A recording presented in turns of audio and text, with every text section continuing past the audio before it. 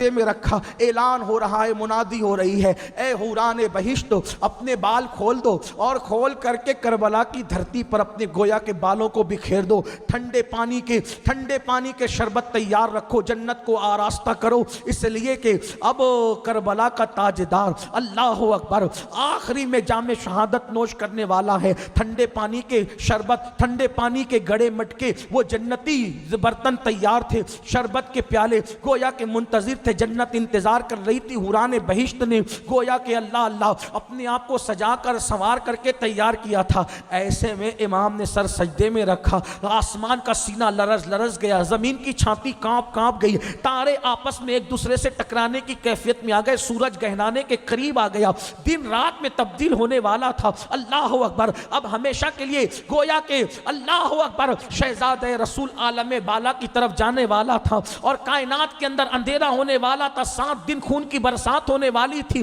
کربلا کا وہ تاجدار اپنی ذمہ داری کو مکمل کر کے گھر لٹا کر سر کٹا کر کے اپنی ذمہ داری پوری کرنے والا تھا۔ اللہ اکبر، ایسے میں شہادت جو سرخ جوڑا پہن کر کے وہاں موجود تھی، حکم ہوا جلدی سے قریب آ۔ شہادت سرخ جوڑا پہن کر جو موجود تھی وہ دوڑ کر آئی اور امام علی مقام کے کو لپٹ گئی اور اس طریقے سے سر کٹا۔ جیسے ہی سر کٹا، امام نے سر کٹا کر کے جام شہادت نوش کیا، انا للہ و انا الیہ راجعون۔ جس وقت امام کا سر انور کاٹا جا رہا تھا، غیب سے صدا بلند ہو رہی تھی، یا ایتھا النفس المطمئنہ ارجعی الی ربک راضیۃ مرضیہ فادخلی فی عبادی وادخلی جنتی۔ حسین سر سجدے میں رکھ کر کے کہہ رہے تھے، مولا سب لٹا دیا، اب سر رکھ دیا ہے، بتا تو راضی ہے کہ نہیں؟ تو مشیت کی طرف سے اعلان ہو رہا تھا، ہم تو راضی ہے، یہ تو بتا کہ تو راضی ہے کہ نہیں؟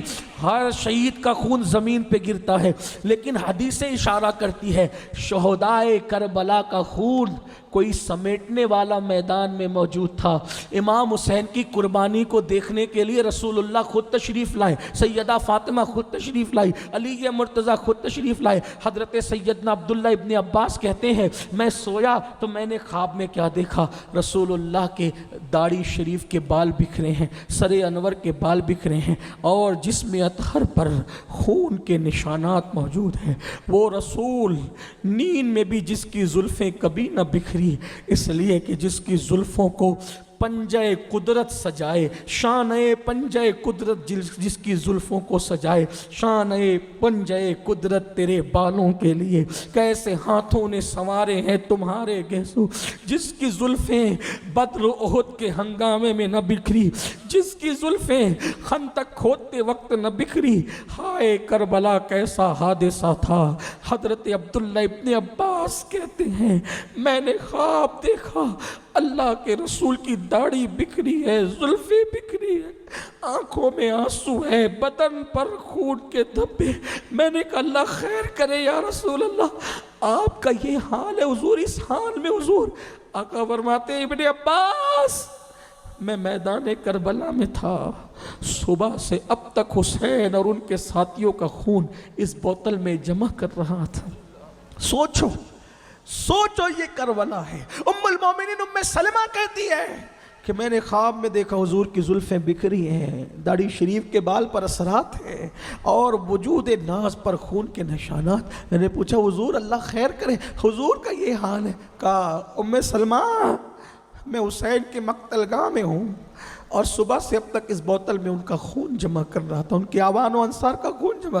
ام المومنین اٹھی روئی تو فرماتی ہے جنات کی رونے کی اور نوحہ کرنے کی آواز تھی۔ جو مٹی حضور نے مجھے سونپی تھی میں نے دیکھا تو وہ مٹی سرخ ہو چکی تھی، اور 3 دن کے بھوکے پیاسے امام کو جو صبح سے لے کر کے دوپہر تک لاشیں اٹھا رہے، کبھی بیٹوں کی لاشیں، کبھی بھتیجوں کی لاشیں، کبھی بھانجوں کی لاشیں، کبھی اللہ اکبر آوان و انصار کی لاشیں۔ اندازہ تو کریں امام علی مقام اگر پہلے ہی شہید ہو جاتے، وہ شہادت بھی بڑی رنگین ہوتی، لیکن اللہ کی مشیت دیکھیں، پہلے شہید نہیں ہوئے، کربلا میں آخری شہید کو امام حسین کہتے ہیں، اور اگر کربلا سننے آئے ہیں تو میں تو وقت کی قلت کی وجہ سے چھیڑ ہی نہیں رہا ہوں داستان کربلا، لیکن آپ اندازہ فرماؤ مسلمانوں، اندازہ کرو، اللہ اکبر، اگر پہلے بھی شہید ہو جاتے تو ان کی شہادت کی رنگینی قیامت تک باقی رہتی، لیکن آخری میں شہید ہو رہے، مشیت الہی، مطلب کیا؟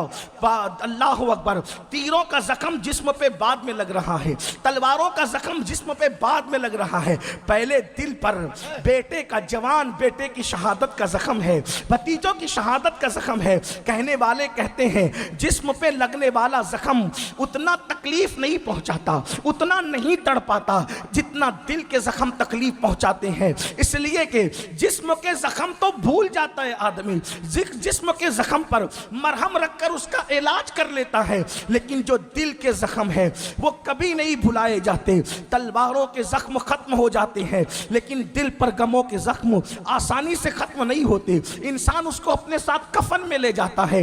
آپ بھی اولاد والے ہو، ذرا تصور کرو مسلمانوں، اللہ اکبر، ہم شبیہ پیمبر علی اکبر، اللہ اکبر، میں پوری ذمہ داری کے ساتھ پالی کی سرزمین پر یہ بات کہنا چاہتا ہوں، مسلمانوں، آج مشرق و مغرب میں سورج نے چراغ نہیں بلکہ سورج لے کر کے ڈھونڈ لو، کسی کا بیٹا اتنا خوبصورت آج نہیں ملے گا جتنے خوبصورت امام حسین کے شہزادے علی اکبر تھے، اس لیے کہ کسی کا بیٹا ماں کے مشابہ، کسی کا بیٹا باپ کے مشابہ، کسی کا بیٹا بھائی کے مشابہ، کسی کا بیٹا چچا تایا کے مشابہ، امام حسین کا شہزادہ جسے ہم حضرت علی اکبر کہتے ہیں وہ رسول اللہ کے مشابہ تھے، وہ تصویر مصطفیٰ تھے، وہ تنویر مرتضیٰ تھے۔ اندازہ تو فرمائے، اللہ اکبر، اتنا خوبصورت بیٹا۔ اب ذرا کسوٹی دیکھیں، کربلا کی کسوٹی دیکھیں، توجہ کریں، ایک طرف علی اکبر جیسا خوبصورت بیٹا ہے، ایک طرف اللہ کا دین ہے،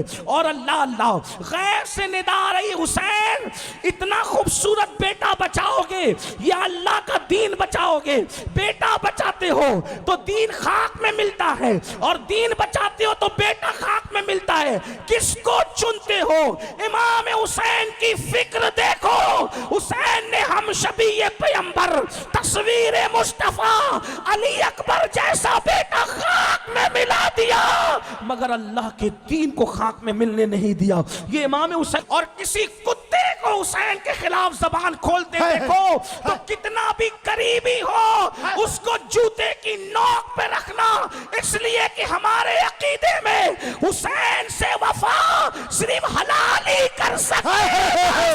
اگر کوئی حسین کی کربلا کے خلاف، حسین پاک کے کردار کے خلاف، حسین پاک کی قربانی کے خلاف زبان کھولتا ہے تو حسین پر تو کوئی فرق نہیں پڑتا، اس لیے کہ سیرت مصطفیٰ کے بعد سب سے زیادہ جس پر کتابیں ملتی ہے اسے کربلا کہتے ہیں۔ حسین کو کوئی فرق نہیں پڑتا، لیکن بکنے والے خبیث اپنے نسب کا پتہ دیتے ہیں کہ حسین کے خلاف کھڑے ہیں تو ہے کہاں کے؟ اللہ اکبر۔ اور یاد رکھنا، محمد علی جوہر نے کہا تھا قتل حسین اصل میں مرگ یزید ہے، اسلام زندہ ہوتا ہے ہر کربلا کے بعد۔ کسی کا جوان بیٹا ایکسیڈنٹ میں مر جائے تو اس کا حال کیا ہوتا ہے، لیکن اللہ اکبر، یہاں تو 70 سے زائد لاشیں پڑے ہوئے ہیں، اور پھر شہزادہ علی اکبر کہہ رہے ہیں بابا یہ نیزہ نکال دے۔ ابن اسحاق کہتے ہیں کہ جس وقت امام نے اپنی 56 سال کی عمر کی پوری طاقت کو اکٹھا کیا اور شہزادہ علی اکبر ہم شبیہ پیمبر کے سینے سے آپ نے نیزہ کھینچا تو نیزے کی انی پر مولا علی اکبر، شہزادہ علی اکبر کے دل کا ٹکڑا نکل آیا۔